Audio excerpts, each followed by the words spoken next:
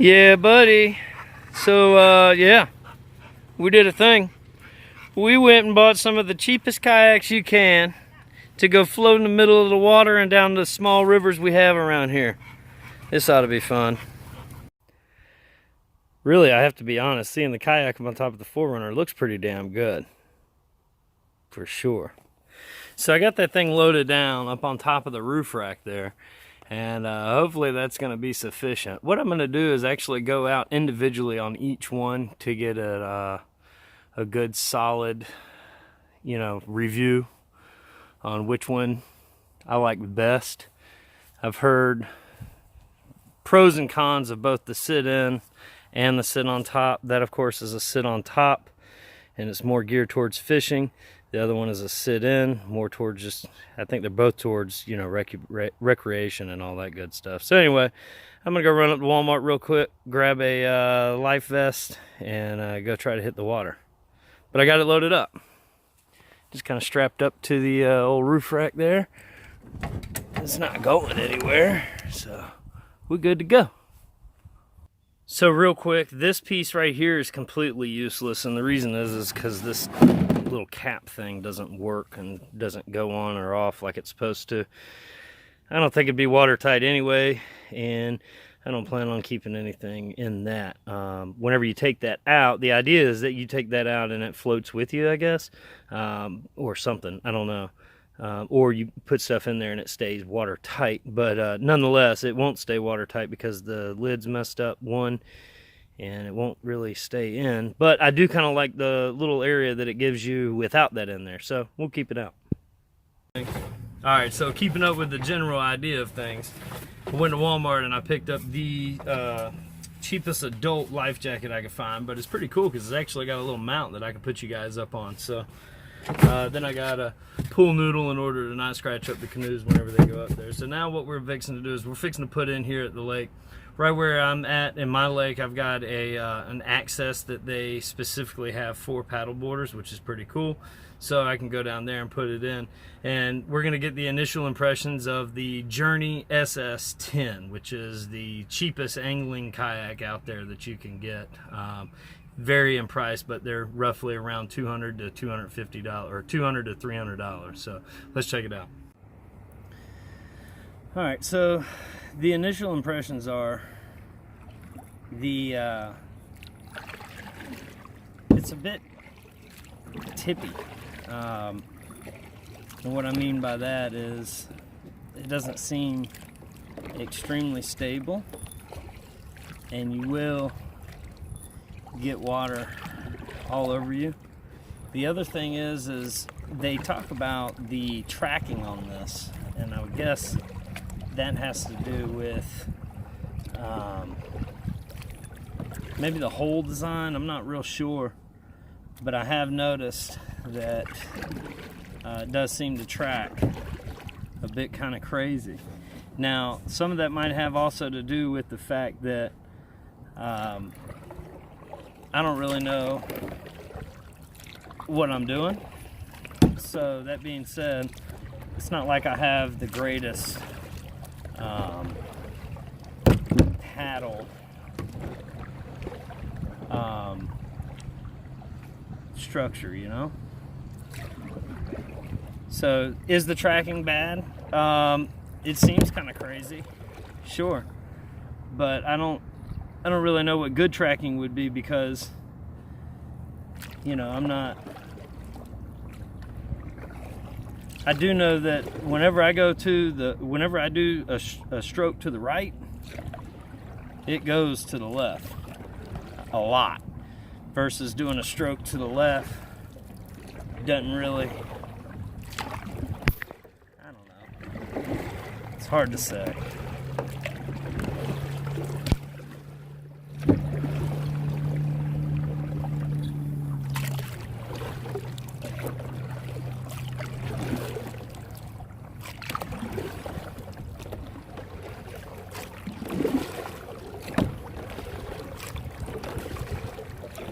Yeah, it's hard to say. It does seem to track though. Alright, so what I'm going to do now is just attempt to Just kind of paddle straight like one would. I'm going to show you.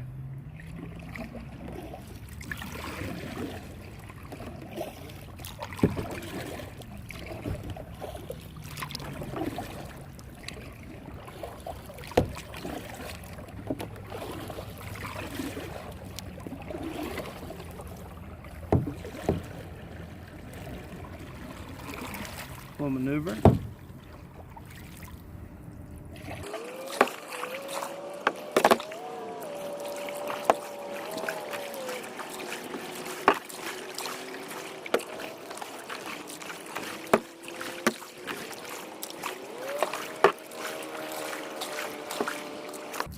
First impressions after about 5 minutes on the water is it's real easy to go into a circle with this kayak because it likes going into a circle.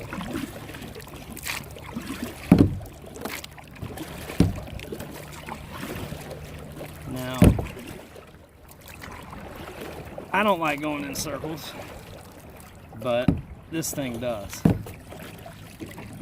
It's quite aggravating. The paddles get you wet. So,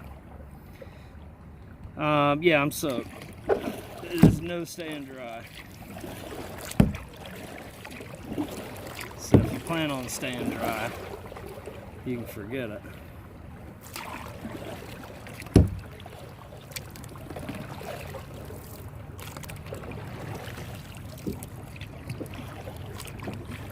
Crazy. Anyway, that's it. After 10 minutes on the journey, now let's run down the road. Let's go grab the little Aruba SS. Let's give it a try. That's going to be a sit-in. Now, from what I've heard online, they both have very similar reviews, especially talking about the tracking on it. So, we'll see.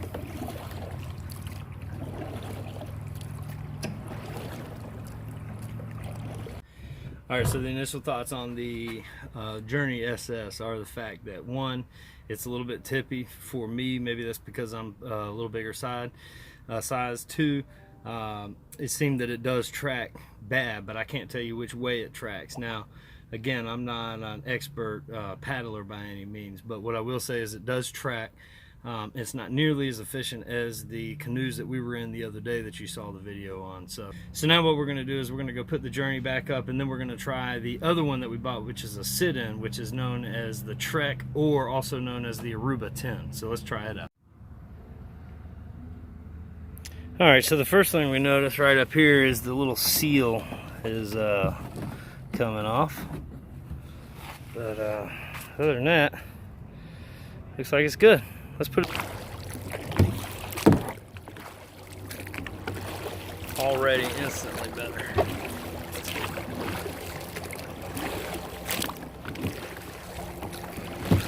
Stability's better. Feels like it's tracking better. I don't know if it is or not, but sure feels that way.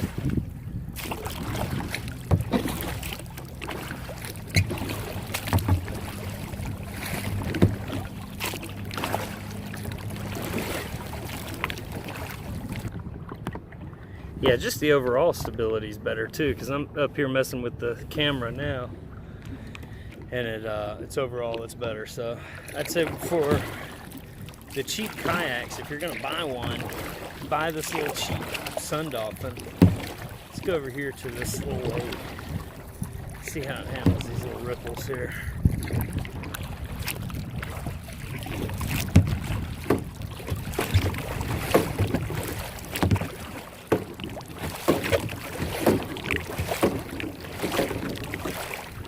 Not bad.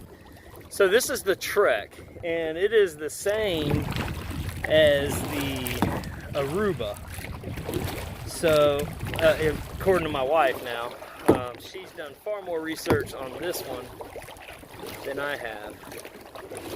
Now, what I will say is if you're gonna buy a cheap kayak, you should just get out on the water with. Either one of them would be fine probably, but for me, this is a far more stable ride, and it seems to track a little bit better. Tracking seemed to be a pretty big issue with the other one. Almost seemed like I was just going in circles, which nobody wants to do. So this one though, this one here is kind of the ticket, you know.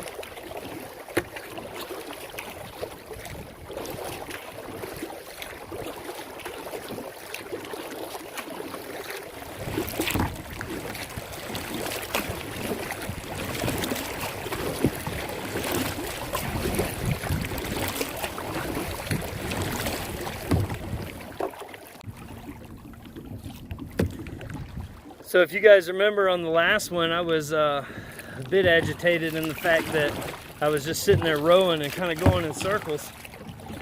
But this one I'm not.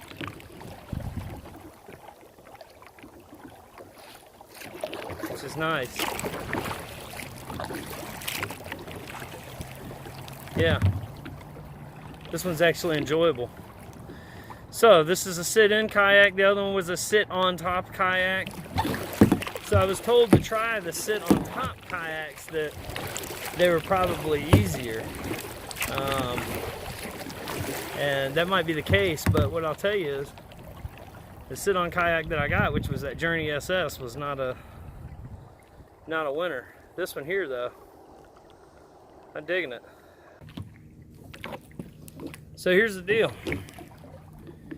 If you're looking to just get a cheap kayak, something to get out on the water with, either one of these are going to work out just fine for you. I tell you though, after about 5 minutes in the last one, there'd be no way in hell you'd catch me paddling that thing anywhere, because I literally felt like I was paddling in circles.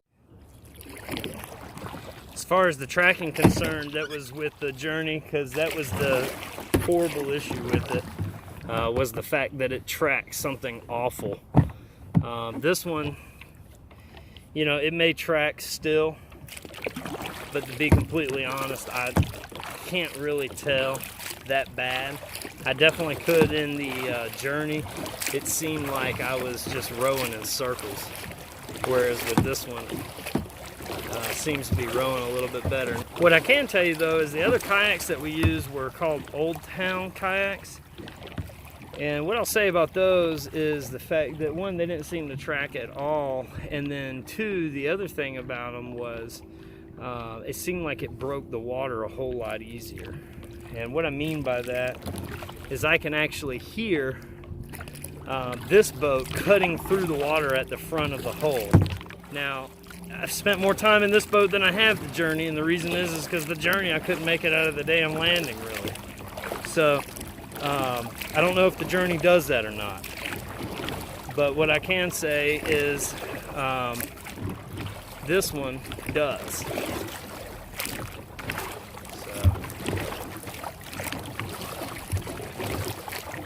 Alright, so after about 10 minutes on both the Journey SS as well as the Sun Dolphin Aruba, it's safe to say that I'm definitely going to pick the Aruba as my go-to kayak if I just want to spend $200 at your local sporting goods store or on Amazon here and just get out on the water. This is the one to do it with. This is a far more stable boat than the Journey. It's a whole lot easier to paddle than the Journey. The Journey just seemed like I was just going back and forth in circles. It was really crazy. So this is a far better experience than that Journey. I appreciate you guys watching. Stay tuned for more adventures, to include some kayaking adventures. We also want to get mountain bikes as well. Probably going to buy some cheap mountain bikes too, so stay tuned to compare some cheap mountain bikes. But nonetheless, you know, as always, I just try to make some videos to show you guys that you don't necessarily have to, you know, go out there and spend thousands and thousands of dollars just to get out there and enjoy what's around you. So Go have fun. Till next time, I appreciate you guys watching. Peace. All right, so overall, the consensus is this.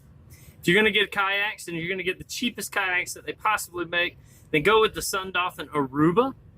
That's 180 bucks. It'll get you out onto the water. You won't have to worry about any major issues. As far as a review on the Journey SS, the Sun Dolphin Journey SS, I'd say it's a no-go for me. Maybe for you guys, it might be a different story.